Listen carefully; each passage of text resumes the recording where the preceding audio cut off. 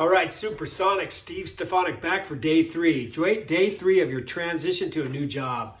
And today we're going to talk about spirit, like getting connected to the greater cause of why you're even in this place.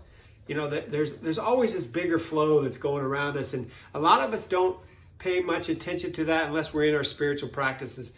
But as you transition into this new job, that's something I think you need to pay attention to, right? And sometimes when we get so pressed, we tend to, again, collapse in our bodies, as I talked about, collapse into our mind. But there's sometimes a story that's kind of outside of that. It's floating in the spiritual realm. And so in that, pay attention. And if you have, so the three practices I want you to focus on why we're keeping in our spiritual connection here during this press time, during this stress time of a new job is one is, we all have some type of spiritual practice. If you're in a religious spiritual practice or you're in another type of faith, but there's something there that you have a routine around that. And if you don't, you might want to think about it. But say if you're in a Christian practice, there's church on Sunday. There's the opportunity to pray, right? There's the opportunity to be with others that are in that space. And you can imagine, sometimes, especially as men, we're out there fighting the world, and there's a place we want to isolate in our trials and our tribulations. But there's a place that if you can connect to the greater cause, that there's some power there. If you can bring others alongside you that pray with you, or that come alongside with you and spiritually aliven you, get you into this next phase. This is something to really think about as a way to successfully transition into this new job. The second is make sure you have some quiet time, some spiritual quiet time.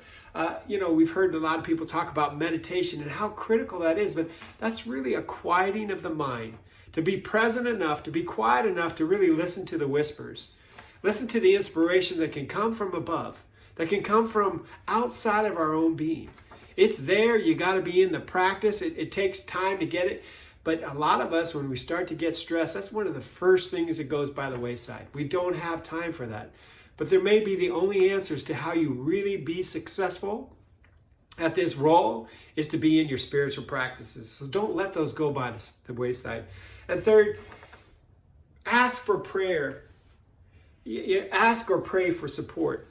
As we talk about incantations, reconditioning the mind, but there's a place of, opening up and saying, hey, help me out through this. This is my calling. This is why I'm here. Help me create the meaning. Help me create the purpose. Help me create the energy that allows me to be the most successful, the strongest, the best, the most powerful, to help change the world, to help those people around us.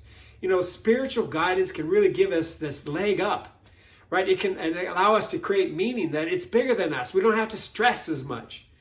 So in your spiritual practices, stay attuned, stay connected.